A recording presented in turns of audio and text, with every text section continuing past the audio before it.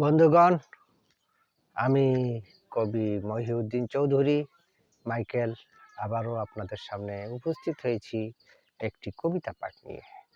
আমার আজকের কবিতার নাম শান্তির ঘর। আমি কবিতাটি লিখেছিলাম 28/5/2019 খ্রিস্টাব্দে। আমি পাঠ করব তার আগে আপনারা এখনও যারা আমার এই ইউটিউব চ্যানেলটি সাবস্ক্রাইব করেন নাই তাহারা দয়া করে এই ইউটিউব চ্যানেলটি সাবস্ক্রাইব করে লাইক, কমেন্ট, শেয়ার দিয়ে পাশে থাকবেন এই কামনা রেখে আমি পাঠ শুরু করছি।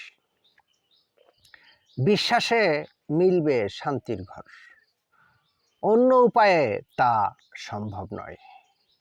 প্রমাণ পাবে এপার ওপার, বিশ্বাস চির শান্তির উপায়। যদি ক্রয় করো শান্তির ঘর, নিয়ম মতো পরপারের তরে, এপারেও পাবে ছায়া শান্তির। কোনো ভুল নেই আগে পরে, বিধাতার একান্ত দয়া করুণা, ভালোবাসা ব্যতীত সব বিফল।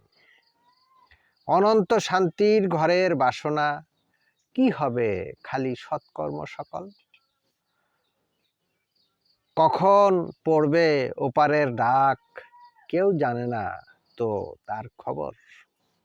ইচ্ছা অনিচ্ছা যার যতই থাক, যেতেই হবে তখনই পরপার।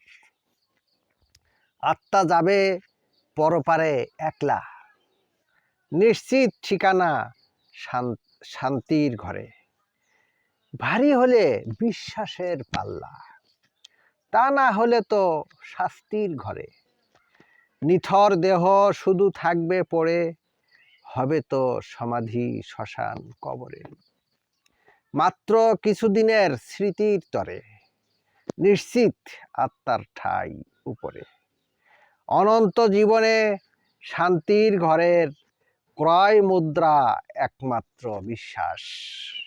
অর্জন কাল শুধু এপারের, অসম্ভব ফুরালে শেষ নিঃশ্বাস। ভয় নাই যাবে মহাবীরের বেশে, শুধু যদি থাকে অনন্ত নিশ্চয়তা। হাসি মুখে একা না ফেরার দেশে, ধরো সঠিক শাস্ত্রীয় পথ বাস্তবতা। আমার এই কবিতাটি আজ এ পর্যন্ত। সবাইকে ধন্যবাদ।